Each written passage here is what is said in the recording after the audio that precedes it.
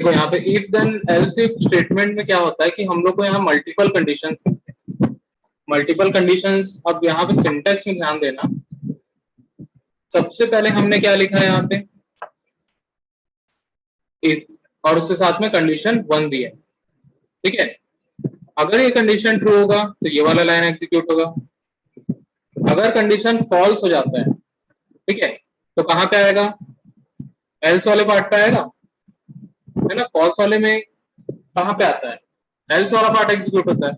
अब एल्स में यहाँ पे एक कंडीशन और मिलेगा, ठीक है। क्या कंडीशन मिल रहा है यहाँ पे, कंडीशन 2 मिल रहा है, दिख रहा है कि नहीं दिख रहा, ठीक है। तो कंडीशन 2 मिला। अब कंडीशन 2 कब एग्जीक्यूट होगा, जब कंडीशन 1 फॉल्स हो जाए, ठीक है, तब कंडीशन 2 चेक होगा। अगर कंडीशन 2 जो है वो ट्रू होता है तो ये देन वाला पार्ट एग्जीक्यूट होगा, ठीक है। अदरवाइज अगर कंडीशन 2 भी फॉल्स हो जाता है तो कहां पे आ जाएगा, एल्स इफ, और यहाँ पे फिर से एक कंडीशन होगा, ठीक है।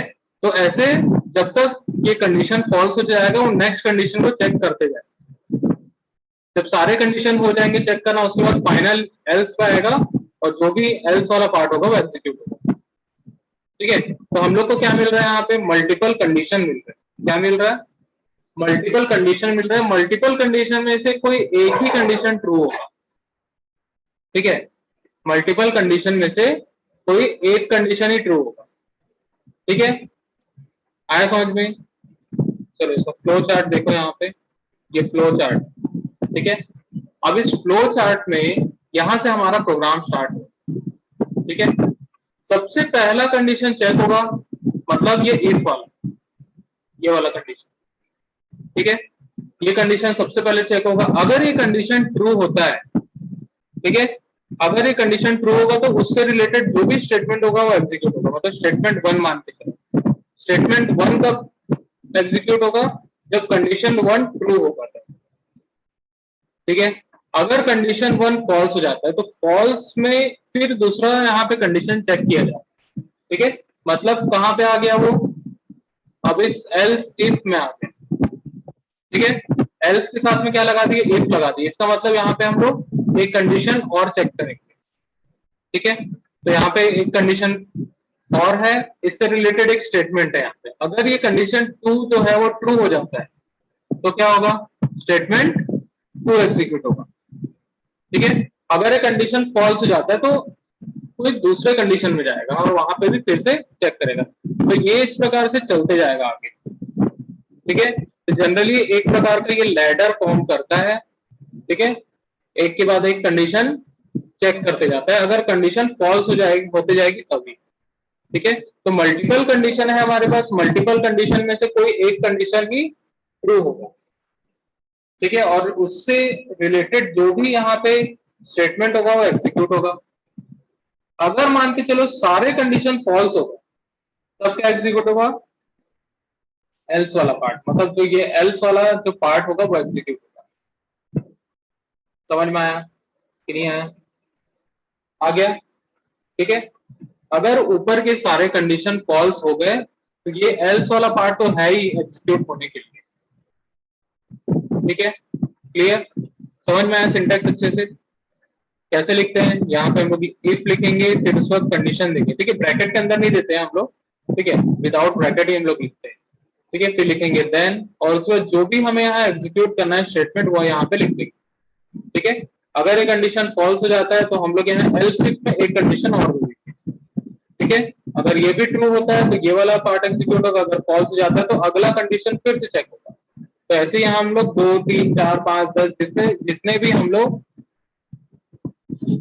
कंडीशन देना चाहे हम लोग दे सकते हैं, ठीक है। समझ में आया कि नहीं आया, आ गया। चलो आगे देखते हैं यहाँ पे। अब छोटा सा यहाँ पे एग्जांपल हम लोग बनाते हैं, ठीक है। अब यहाँ पे देखो, सबसे पहले यहाँ पे हमने क्या किया, एक इनपुट ले लिया, ठीक है। क्या किया हमने, इनपुट ले लिया। कंसोल डॉट राइट लाइन, यहाँ पे हम लोग ने एक मैसेज प्रिंट किया, input the value of VR1, ठीक है। हमने यहाँ कंसोल डॉट रीड लाइन से क्या किया, इनपुट ले लिया VR1, ठीक है। जैसे स्कैनफ काम करता था सेम वही काम करता है कंसोल डॉट रीड लाइन। ठीक है, ये सिंगल लाइन तक रीड कर सकता है, चाहे वो स्ट्रिंग्स में हो, कैरेक्टर में हो या नंबर में।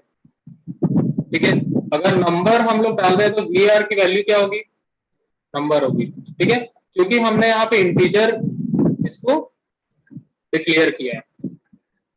ठीक है, आया समझ में? तो ये इंटीजर वैल्यू को ही एक्सेप्ट करेगा। अदरवाइज अगर हम लोग मान के चलो कोई स्ट्रिंग वैल्यू डाल देते तो उसको हम लोग को इंटीजर में कन्वर्ट करना पड़ेगा। ठीक है, int 32 में कन्वर्ट करना पड़ेगा, int 64 में कन्वर्ट करना पड़ेगा। क्लियर है इतना?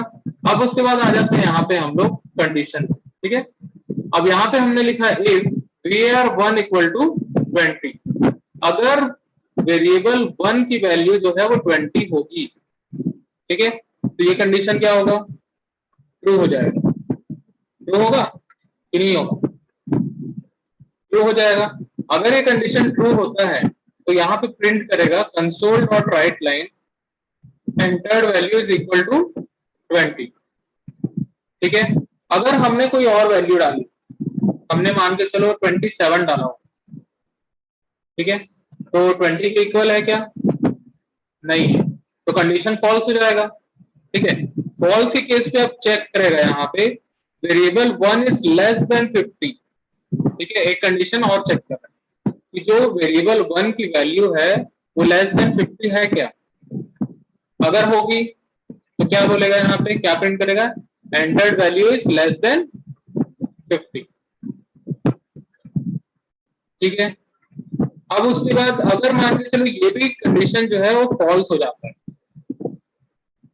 ठीक है, हमने 50 से बड़ी वैल्यू डाली तो ये कंडीशन फॉल्स हो जाएगा। ठीक है, अब उसके बाद यहाँ पे चेक करेगा else if variable 1 is greater than equal to 100।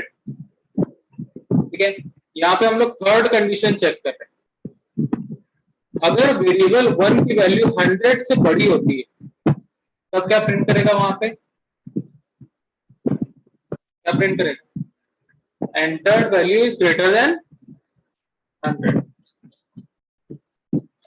ठीक है, अगर मान के चलो तीनों कंडीशन ट्रू नहीं होता है, फॉल्स हो जाता है, सारे कंडीशन फॉल्स हो गए, तो फाइनल एल्स में आएगा। ठीक है, यहाँ पे देखो if none of the above condition is satisfied print the following statement. अगर कोई भी कंडीशन सेटिस्फाई नहीं होता है तो उस केस पे यहाँ पे प्रिंट करेगा value is not match with above condition. ठीक है, कोई भी कंडीशन मैच नहीं हुआ।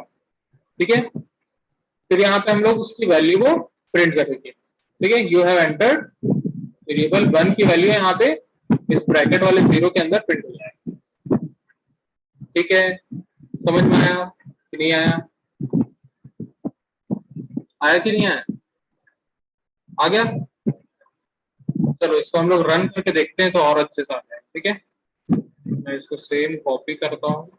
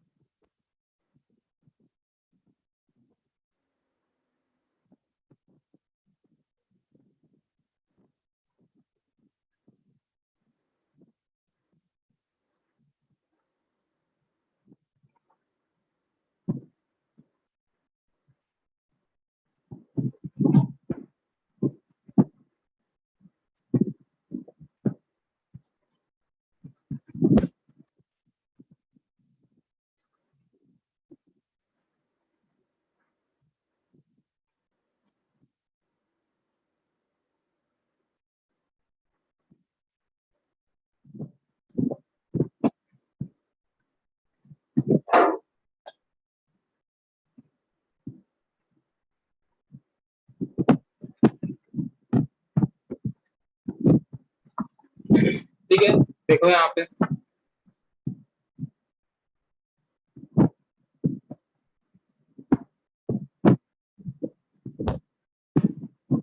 ठीक है, अब इसको रन करते हैं हम लोग और वैल्यू डालेंगे। ठीक है, यहाँ पे हम लोग को इनपुट देना है, कौन सी वैल्यू तो बताओ।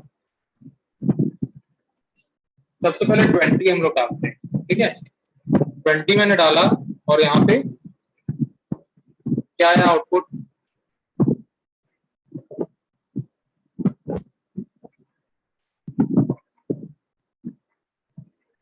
हमने 20 डाला और क्या प्रिंट किया यहाँ पे, enter value is equal to 20, मतलब फर्स्ट कंडीशन सेटिस्फाई हो गया, ठीक है।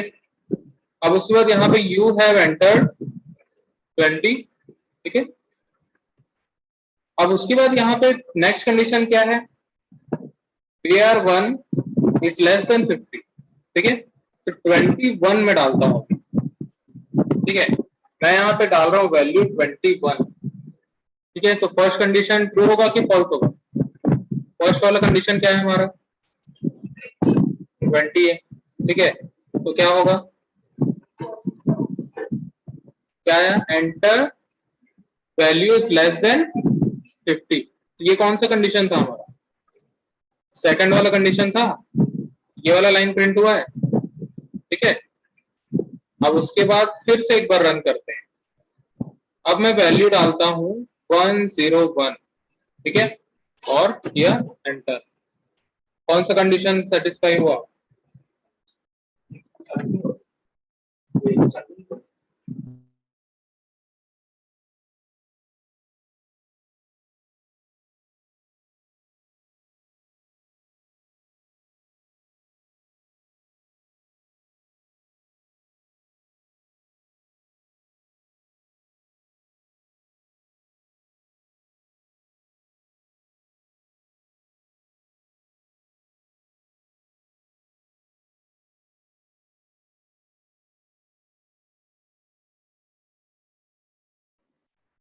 ठीक है, समझ में आया थर्ड कंडीशन।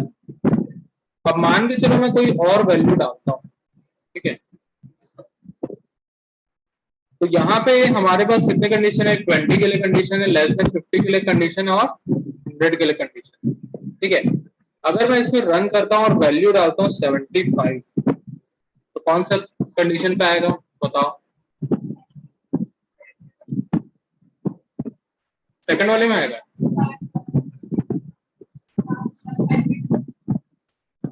देखो फर्स्ट वाला कंडीशन है VAR इक्वल टू 20, मतलब एग्जैक्ट इक्वल टू 20 होना चाहिए, ठीक है।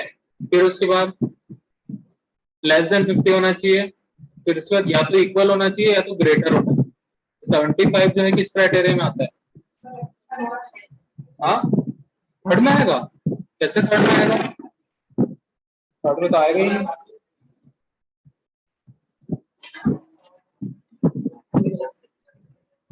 कौन से में आएगा बताओ, फर्स्ट सेकंड थर्ड या किसी में नहीं, किसमें आएगा, नॉट मैच में आएगा, पक्का लॉक कर दिया जाए, क्या है, value is not matched with above condition, 75 के लिए कोई भी कंडीशन यहाँ पे नहीं दिया गया, ठीक है, क्लियर। चलो इसको नोट करो फटाफट।